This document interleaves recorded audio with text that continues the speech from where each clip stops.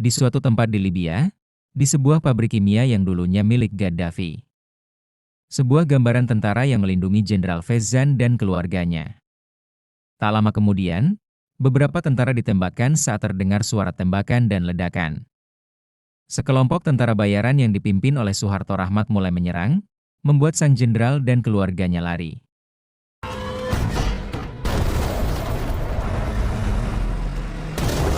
Rahmat naik ke tangki dan menginterogasi pengemudinya mengenai keberadaan Fezzan.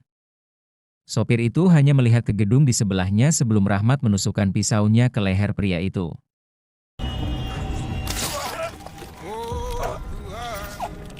Dan inilah cerita film Expand 14.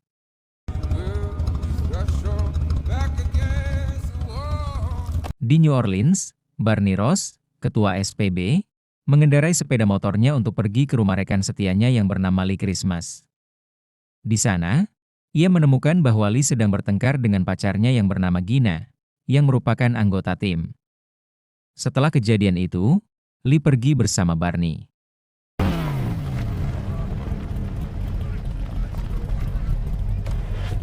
Barney kemudian memberi Lee suatu tugas, membawanya ke sebuah bar tempat Barney kehilangan cincin keberuntungannya.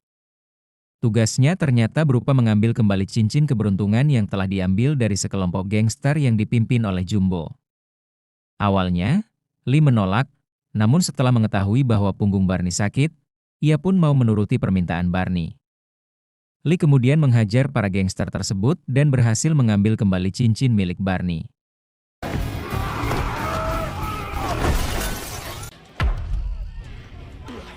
Barney dan Lee lalu berkumpul dengan para anggota SPB lainnya, yang terdiri dari Gunner, Toll Road, dan dua anggota baru, yaitu Galan, yang merupakan putra dari Galgo. Mereka kemudian dihampiri bawahan mereka, Marsh, yang menceritakan tentang penyerangan di Libya yang dipimpin oleh Suharto Rahmat. Misi mereka adalah menghentikan Rahmat yang ingin mencuri kode hulu nuklir dari Jenderal Fezzan, yang berpotensi menyebabkan perang dunia. Rahmat juga bekerja dengan seorang teroris yang dikenal sebagai Ocelot.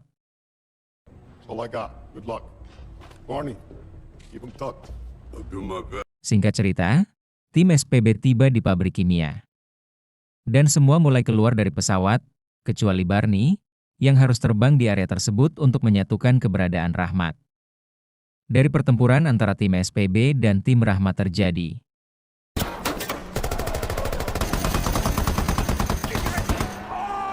Di tengah pertempuran itu, Lee menemukan Rahmat yang sedang melarikan diri bersama rekannya. Saat Lee berhasil mendekatikan mobilnya ke Rahmat, tiba-tiba pesawat Barney tertembak oleh rudal. Melihat Barney dalam kesulitan, Lee pun memilih melepaskan Rahmat dan menabrakkan mobilnya ke arah tank yang membawa rudal tersebut.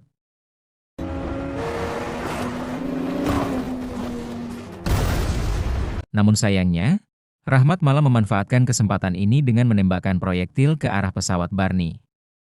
Tembakan itu menyebabkan pesawatnya jatuh, sedangkan Rahmat pergi melarikan diri dengan helikopter. Lee kemudian mendekati jatuhnya pesawat dan melihat mayat Barney yang hangus terbakar, serta cincin kesayangannya yang masih terpasang.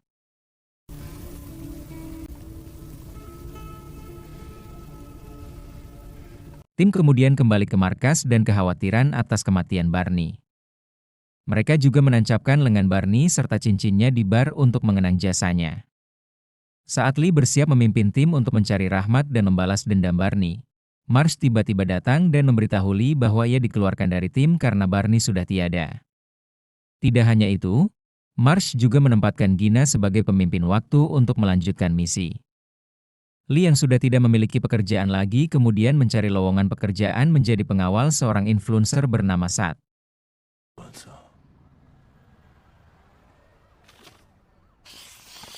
Keesokan harinya, ia mulai bekerja di sebuah pesta yang diadakan oleh influencer tersebut.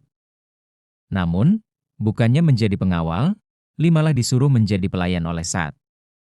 Hal ini membuat Lee kesal, dan ia sengaja mengirimkan pekerjaannya.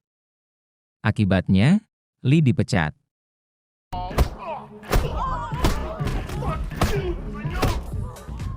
Pada malam harinya, Lee sengaja pergi ke rumah Gina dan tak sengaja menemukan file rahasia tentang Ocelot.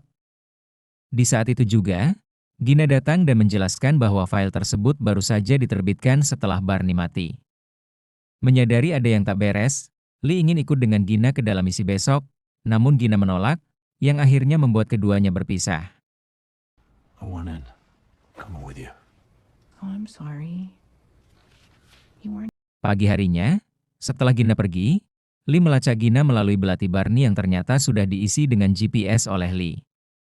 Gina memimpin Expendables yang kini memiliki anggota baru, yaitu Lash. Mereka melakukan perjalanan ke situs hitam CIA untuk bertemu atasan mereka yang bernama Russo. Sementara itu, Lee tiba di sebuah pantai di Thailand untuk bertemu dengan seorang pria bernama Desha, mantan teman Barney. Ketika Lee pergi ke dermaga, ia tak sengaja melihat perahu berlogo Expendable, yang berarti perahu itu milik Desha. Ketika Lee hendak mencuri perahu itu, ia dihentikan oleh seorang pria yang ahli dalam bela diri.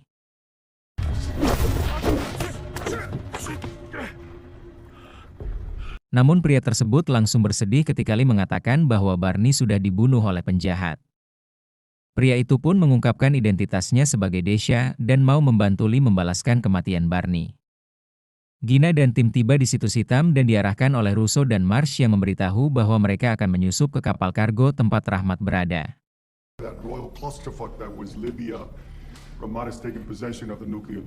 Rahmat telah mengirimkan hulu ledak nuklirnya ke wilayah perairan Rusia. Marsh juga percaya bahwa di kapal kargo itulah mereka akan menemukan Ocelot.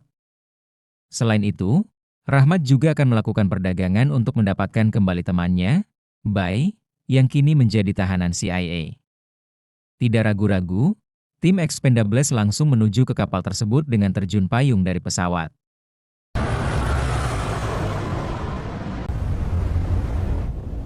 Namun, begitu tiba di atas kapal, mereka malah tertangkap oleh anak buah Rahmat yang sudah mengetahui kehadiran mereka lebih awal.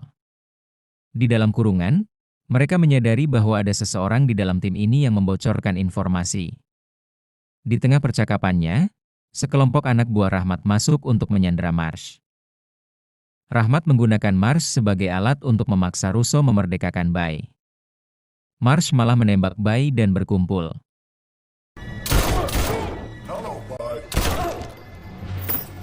Terungkap bahwa Marsh adalah Ocelot.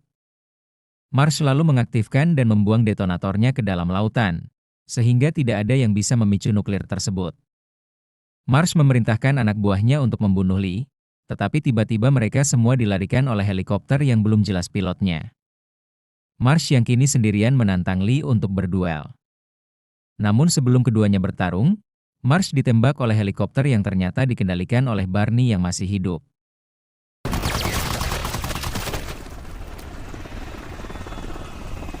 Barney membawa Lee keluar dari kapal dan menembak kapal itu untuk menenggelamkannya. Akhirnya, bom meledak di bawah laut dan mereka berhasil mencegah terjadinya Perang Dunia Ketiga. Singkat cerita, tim Expendables kembali ke markas untuk merayakan kembalinya Barney. A minor question. Step right in. There it is. Piece of junk. Saat Lee bertanya kepada Barney siapa mayat di pesawat tersebut, Barney mengatakan bahwa itu adalah Jumbo. Dan cerita film pun tamat.